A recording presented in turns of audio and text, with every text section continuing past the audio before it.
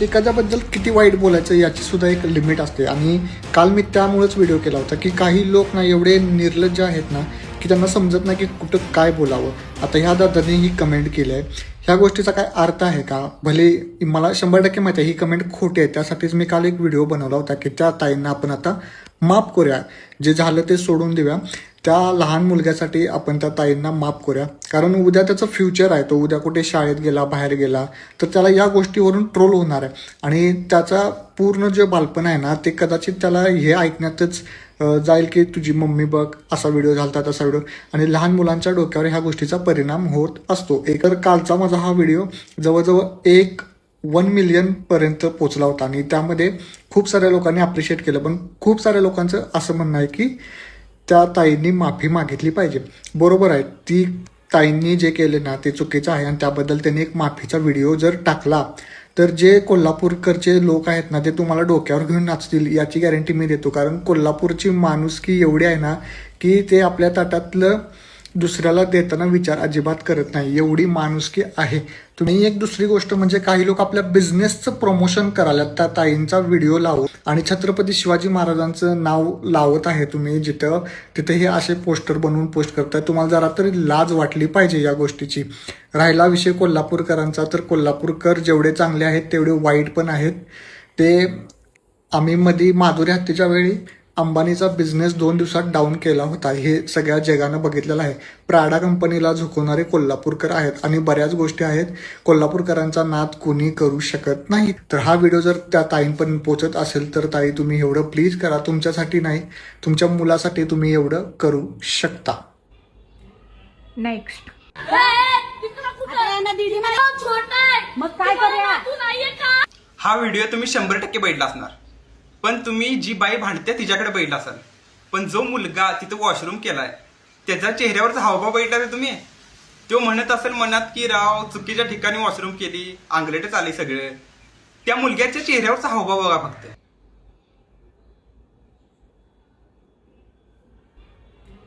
Next सध्या ना कोल्हापूरची एक व्हिडिओ खूप व्हायरल होते. त्या बाईला ना खूप ट्रोल केलं जात आहे. मला खूप वाईट वाटलं त्या लहान मुलासाठी आणि तिच्या नवऱ्यासाठी. तुम्हाला माहिती आहे तिची सर्वात पहिला चुकी कुठे झाली? जर तिला समोरच्यानी टोकलं की असं करू नको, तेव्हा तिने ना सिम्पल गोष्टीमध्ये सॉरी ताई आता पुन्हा ही चूक होणार नाही एवढं बोलून निघून जायला हवं होतं. पण असतं ना जेव्हा समोरचा आपल्याला काही शिकवायला जातो तेव्हा आपला इगो हर्ट होतो आणि ती गोष्ट वाढत जाते. इथे पण तसंच झालं. सेकंड चुकी तिची इथे झाली की ती जेव्हा बोलली की आमचं पुणे खूप छान आहे आणि तुमचं कोल्हापूर खूप घाण आहे, तिकडे तिची सेकंड चुकी झाली आणि त्या गोष्टीवरून तिला प्रचंड ट्रोल केलं गेलं आहे. त्या बाईला एवढं ट्रोल केलं जातं, एवढे वाईट कमेंट्स येत आहेत ना तिला की बस झाला आता, ट्रोल करणं बंद करा. त्या लहान मुलाचा विचार करा, तिच्या नवऱ्याचा विचार करा. यार सगळ्यांच्या घरात लहान मुलं असतात आणि आपल्याला माहिती आहे लहान मुलांना सुशी कंट्रोल नाही होत, तर सोडून द्या ना विषय. आता किती वाढवणार आहेत तो विषय? याच्यामध्ये बदनामी होते ती फक्त आपल्या महाराष्ट्राची, पुण्याची आणि कोल्हापूरची. सो बंद करा, लोक आपल्यावर हसतायत. असे बरेचसे मुद्दे आहेत ज्याच्यावर फोकस केला पाहिजे. अशा खूप गोष्टी आहेत त्याच्यावर फोकस करा. ही गोष्ट सोडून द्या आणि तिला आता माफ करा. आता हे मुद्दा इकडे स्टॉप करा. नेक्स्ट काय सांगितलं जरा त्यांना? कोण काय बोललं एवढा दंगा करायलाय? जय शिवराय सर्वांना. मी त्या पुण्याच्या ज्या बाईचं आपल्या भवानी मंडपमध्ये दर्शनासाठी पुण्यावरून आलेली महिला, आपल्या कोल्हापूरमध्ये कधी महिलांचा अपमान करावा एखाद्या दर्शनाला आले तर आजपर्यंत तरी कधी असं काही घडलं नाही. आणि जे भवानी मंडपमध्ये घडलं ते अतिशय चुकीचं आहे. एखाद्या महिलेबद्दल बोलणं मला पण चुकीचं वाटतं, त्यामुळे मी व्हिडिओ बनवला नव्हता. पण काय करणार की कोल्हापूरकरांनी अशी तिला उचलून धरल्या, अशी उचलून धरल्या की हॉटेलला जेवायला निघालो, कुठं म्हटलं ती फारोळ काढून म्हणते कुठं, ते लगेच म्हणते मी जेवायला चाललोय. परत गणपती आगमन, आज गणरायांचं आगमन आहे, त्या बाईला तिथे सुद्धा पोस्टरमध्ये झळकवली. अहो का तुम्ही तिला मोठं करायला लागलाय? का त्या बाईने आपल्या कुलस्वामींनी आई तुळजाभवानीच्या मंदिरामध्ये त्या मुलग्याला बाथरूमसाठी ते बसवत होती. तिथे एका काकीने ते प्रकरण तिचं उघडकीस आणलं म्हणून ते एका ताईने ते व्हिडिओ बनवला. म्हणून ते कोल्हापूरकरांना समजलं तरी की किती खालच्या लेवलला संस्कार त्या बाईचे आहेत, किती खालच्या लेवलला ती बाई उतरून बोलत होती त्या काकींना. काय भाषा, तिचे तोंड काय, ते तिचा चेहरा काय, तिची फेस काय, ती कुठल्या लेवलनं बोलत होती, तिचे काय हावभाव होते चेहरे. अरे तिच्या कानपडीत लावायला पाहिजे तशी ती बाई बोलत होती आणि तुम्ही तिला उचलून धरून तिला फेमस करायला लागलाय. एखादी चांगली गोष्ट उचलून धरत जावा. एखादी चांगल्या ज्या गोष्टी आपल्या कोल्हापूरमध्ये अजून खूप घडतात तिकडे दुर्लक्ष करू नका. हे असलं काहीतरी गलिच्छ जी लोक वागतात, आपल्या भवानी मंडपला तिने अपमानित केलं, आपल्या कोल्हापूरमध्ये येऊन अपमान केला त्या महिलांचा, त्या बाईला तुम्ही उचलून खांद्यावरती घेऊन नाचायला लागलाय, ते पण गणरायांच्या मिरवणुकीमध्ये पोस्टर लावून. बरं ठीक आहे, तुम्ही रील्स पण तिच्यावरती करायला लागलाय की तिला तुम्ही फेमस करायला लागलाय आणि आपल्या कोल्हापूरला नाव ठेवून गेला लागलाय. ऍक्च्युली तुम्ही बघायला गेलात, एकदा विचार करा.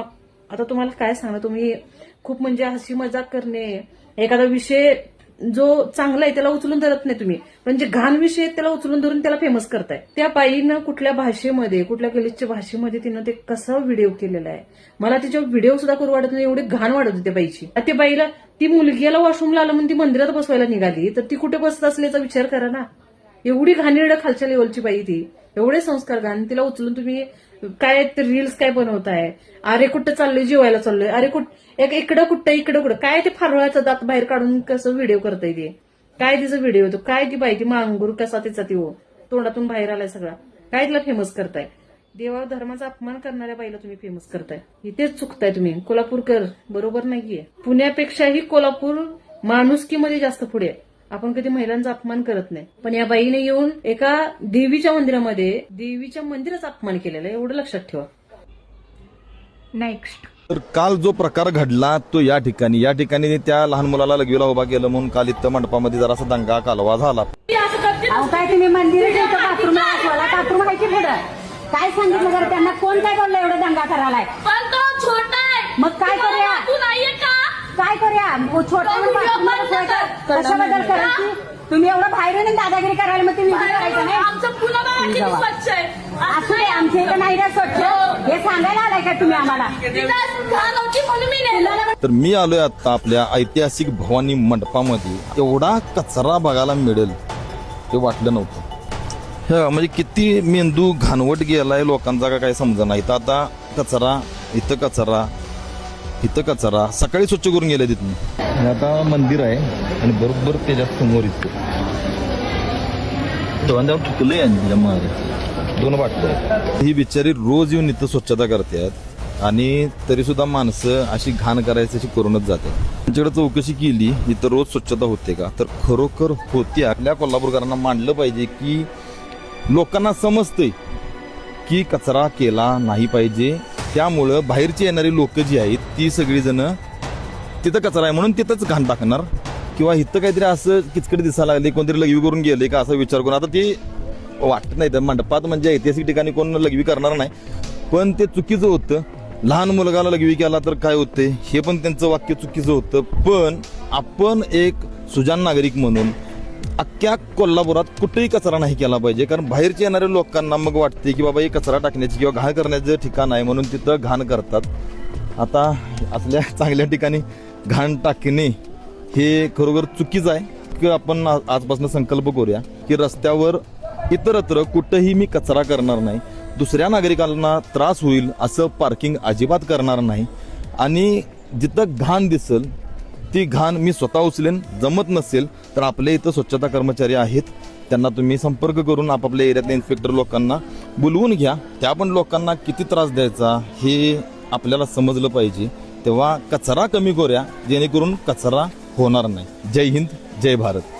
नमस्कार मित्रांनो, आजचा विषय थोडासा संवेदनशील आहे, पण मनातलं बोलणं गरजेचं वाटतंय भावांनो. आता थोडं जास्त होतंय असं खरंच वाटतंय. तिच्याकडून जे झालं ते चुकीचं होतं हे मलाही मान्य आहे. तिने त्या टोन मध्ये बोलायला नको होतं, तिची चूक झाली आणि त्याबद्दल तिच्यावर टीका होणं, लोकांनी नाराजी व्यक्त करणं हे आपण समजू शकतो. पण कालच्या मिरवणुकीत तिच्या फोटो सोबत झालेला प्रकार आणि त्याचा व्हिडिओ पाहिल्यानंतर खरंच मनाला खूप वाईट वाटलं. चूक झाली म्हणून विरोध करा, टीका करा, आपली नाराजी व्यक्त करा, पण एखाद्या व्यक्तीचा अपमान होईल किंवा परिस्थिती चिघळेल अशा पद्धतीने जाणं योग्य आहे का, हा प्रश्न नक्कीच पडतो. तुम्ही कोल्हापूरकर आहात, आपला स्वाभिमान, आपला रांगडेपणा आणि स्पष्ट वक्तेपणा ही तुमची ओळख, पण त्याचबरोबर माणुसकी आणि संयम ही आपली ताकद आहे. आपण एखाद्याच्या चुकीला विरोध करू शकतो, पण विरोध करताना आपली संस्कृती आणि आपली माणुसकी सोडण्याची गरज नाही. माझं हे वैयक्तिक मत आहे. कोणाच्याही भावना दुखावण्याचा किंवा कोणाशीही वाद घालण्याचा माझा हेतू नाही. माझ्या या मताशी तुमचं दुमत असू शकतं आणि तेही मला मान्य आहे. पण एक गोष्ट नक्की, चूक कितीही मोठी असली तरी विरोध करताना माणुसकीची मर्यादा ओलांडू नये. तुम्हाला या विषयावर काय वाटतं? तुमचं मत कमेंट मध्ये नक्की सांगा. व्हिडिओ आवडला असेल तर लाईक करा, शेअर करा आणि अशाच विषयांवरील व्हिडिओसाठी चॅनलला सबस्क्राईब करा. धन्यवाद.